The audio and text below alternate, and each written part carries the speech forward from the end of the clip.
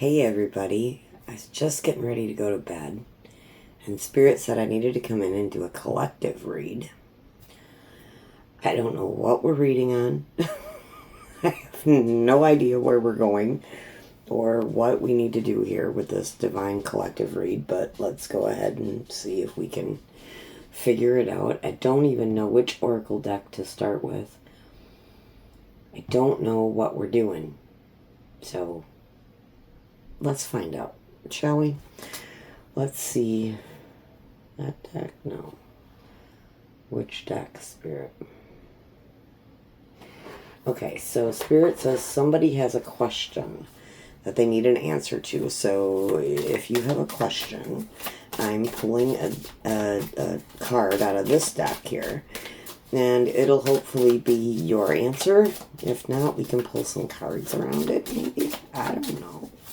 Somebody's got a question. And pardon my hair. I mean, I was really just getting ready for bed, okay? You know, the one thing that I have really embraced is that, you know, now that I've gotten this spiritual path, now that I'm on my path, and I mean, I've been on the path since 2004, but I'm really on my path right now. And the one thing that I've really noticed since being on my path is that I follow Spirit's direction. So when Spirit says, hey, go record a video, I go record a video. I don't know when I'll post this video. You know, I'll wait till it tells me to go ahead and post it. But let's see what Spirit has for us. Okay. All right. So they said to start with this deck and to get an answer. Okay, we don't even know the question yet. So if you have if you have a question in your head right now, the answer is yes. Okay, so whatever your question is, the answer is yes. Please remember, this is for entertainment purposes. Use your discernment. Okay, but the answer is yes. I don't know what the answer is yes to, but we have a yes answer. Okay, so Spirit, can you give me some more direction here on what we're doing with the collective? Can you give me some more direction on what we're doing with the collective here? All right. Using the Fairy Psychic Oracle, let's see what we come up with. I'm just going to let them fly. We'll go through each one of them and we'll pull clarifiers with the tarot if we need to. But I don't know what we're doing collective. If you're the collective that resonates with me, if you're one of my subscribers, if you're interested in subscribing, please do. If you're interested in commenting, y'all, I answer almost every comment I see. I either answer it with a heart or I actually tell you thank you personally because I'm following my path, you know, and I believe my collective is out there. I do, and I actually want to form more of a community than I do just being a tarot reader sitting here reading cards. So, blessed by fire. Okay. Looking back, you can acknowledge that every trial was an initiation. You are not cursed, you are blessed by fire. It's our bottom of the deck energy. Blessed by fire. Facing shadows. What you fear inside you must be... I would love to learn to read. Okay? What you fear inside you might just be misunderstood strength, misdirected energy, or unprocessed pain. So facing your shadow. Okay. I don't know who's facing their shadow right now, but I will tell you from personal experience, it's hard work, and I'm still doing the work of it. So, you know, it's not like it ever ends, y'all. Okay? We're always going to be working with our shadow because there's always deeper stuff. You know, once we heal the stuff from this life, we have ancestral things, we have generational things, we have, you know, things that just come up, you know, and we have to face it. It's like we can't ignore what we need to see. Okay? And that's why meditation and journaling and spending time outside in nature under the sun with the trees, barefoot if you can. And I know it's been so hot here, I haven't been able to be outside much. So when I do go outside, I go out barefoot, I get on the grass, I stand out there for as long as I can, but it's so hot here. I'm in Wisconsin, and we are like, it was like 103 heat index today. So the humidity was just awful, just awful. I did a half a day of work outside today. That's all I could do. I couldn't do anymore. So again, here's that Ancient Roots card. This came up in the pick a card reading. So your soul chose this lineage for a reason. You carry not just their pain, but the power to transmute it. That's why it's so important to do the shadow work. Because you're healing your ancestral pain. Beyond chasing, there's a point where effort becomes resistance. Let go of the scramble. Let the universe meet you halfway. Smoke signal. Something subtle is trying to get your attention. Don't wait for the full fire to believe it's real. So if you're getting little messages, maybe this reading is a message. If you're getting those intuitive hits, don't ignore them. Don't push them away.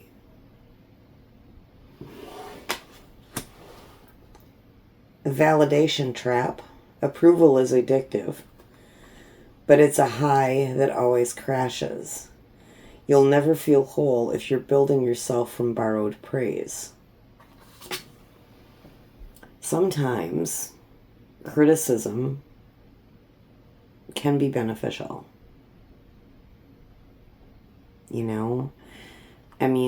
I would hope that I could look at someone's criticism of me and look at it from their perspective as well as my own. And if I need to stand up for myself, stand up for myself. But, you don't need to be validated all the time. Okay? You need your own validation sometimes. Sometimes you need to validate yourself by listening to your inner guidance. In survival mode, how can you dream when your nervous system is scanning for threats? Until you feel safe, your spirit will ration its power. You're in survival mode. High cortisol. Someone in the collective, maybe more than one of you, is doing some pretty deep shadow work. This came up in the collective pick a card reading that I did on the full moon. If you didn't get a chance to watch that, you might want to go watch it because it really brought up some good stuff around the shadow work and the healing that we're working on doing. It really, and I think that I'm starting to understand why Spirit is having me bring up the shadow work, because this Friday I will be posting the first video for the 12 Steps of Healing series that I'm going to be doing. I'll be doing it over the next 12 Fridays. I will be doing a step a week. I've already done the introduction video for that, so go back in my playlist and find that. There is an introduction video for the 12 Steps of Healing. The 12 Steps of Healing is a book that I wrote while I was out doing my own shadow work. It is centered around addiction, but addiction is anything that keeps you away from doing what you need to do, that keeps you from being present, that throws you back in the past or makes you anxious about the future. So it can be anything. Really, anything that takes you away from you and your connection to Source and takes you out of the present moment and puts you back into the past or puts you into the future. So when I was doing the shadow work, I was coming up with ways. I mean, I did use the anonymous programs to try to get some help around myself, and it just didn't work for me. And maybe it was that my ego just wasn't ready.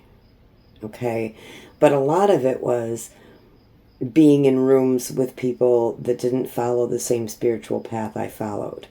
And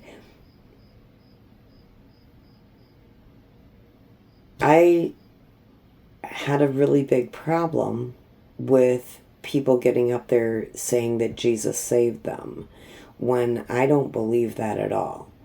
And it was everybody in that room except for me. And when we would say the serenity prayer at the end of the meetings, I would say nothing. You know, the very first line is, God grant me the serenity. And I would say nothing, and then grant me the serenity. I would say, nothing, because I believe, and then the first step is to admit that we're powerless. And that never resonated with me either. I am not powerless. You are not powerless. We are not powerless to an inanimate object. Okay? We are not powerless to our addictions. In fact, we are the only one with the power to fix them. And so anything, food, gambling, overspending, overshopping, alcohol, drugs. And some of them do need medical intervention, and some of these do need mental health professionals. Absolutely. And they will tell you to go to meetings, and then you get addicted to the meetings. They tell you 90 meetings in 90 days. They're just replacing the addiction with another one, if we're being honest about it.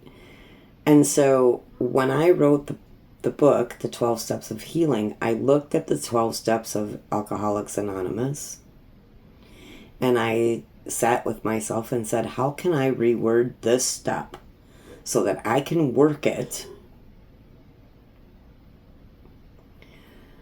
and heal, so that it resonates more with my spirit? And that's what I did. And I came up with the 12 steps of healing. And on Friday, we are going to start diving into step 1. And I'm looking at this reading here, and I'm going, so many people are in survival mode right now. I get it. I live in the United States too. I'm here. But I'm here. I'm not monetized on this platform. I don't have enough subscribers. I don't have enough people. I don't have enough people commenting or sharing. And I'm not complaining about it, because I believe that what I'm doing here is for my benefit, my own spiritual benefit, developing my gifts, being confident, getting in front of the camera, sharing what Spirit says to me with those of you that it resonates with. I don't need to monetize that. Okay? I don't need the monetization, and I don't need the attention. I just want this to get out there to where it needs to go, right? But there is an energy exchange that if someone's videos help you, part of the way that you can help them is to like, subscribe, and share, and comment, and engage, and have an engagement. Be a part of this community.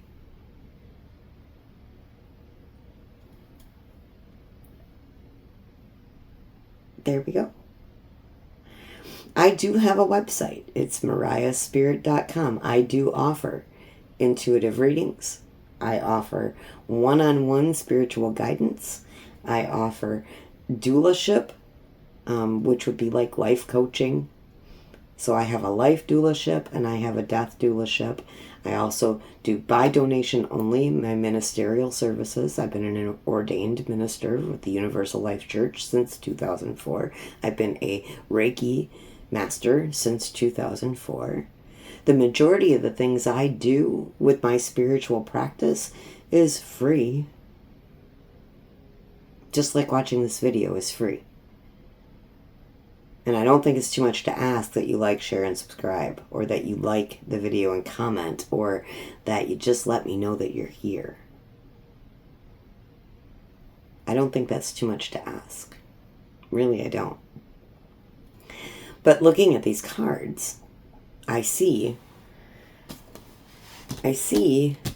someone is really struggling. And part of it is that they're in survival mode because of the way life is right now.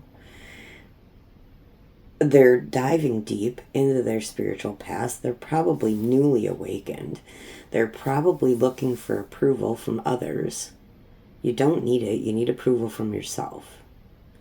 They're probably looking at, where in the world did this start for me, and figuring out that it's an ancestral thing that you've carried, that's been carried through your lifetimes. You're diving in and facing your shadows. You're trying to figure out if the smoke signal is really divine guidance or you just making it up in your own head. And you're not. Okay?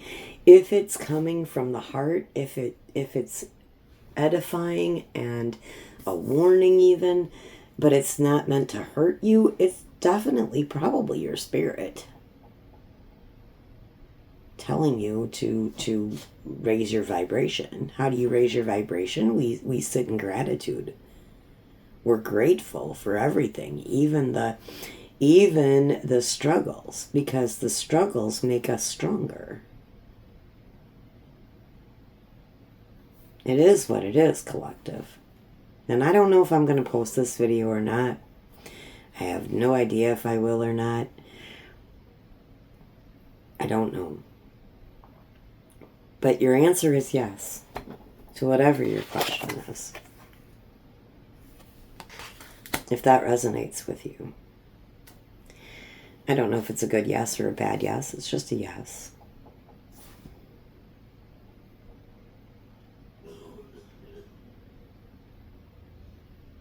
There's a point where effort becomes resistance. Let go of the scramble. Let the universe meet you halfway.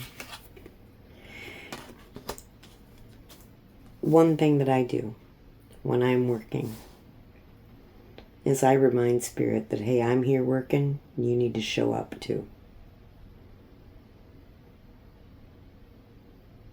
You need to help me. You need to bless me. I'm not asking, I'm telling, because that's their job. Okay, they agreed to guide you. They agreed to lead you. They agreed to be on your side before you came here. And I'm not nice about it sometimes. Sometimes I downright tell them, I need your help and I need it now. And I'm not asking.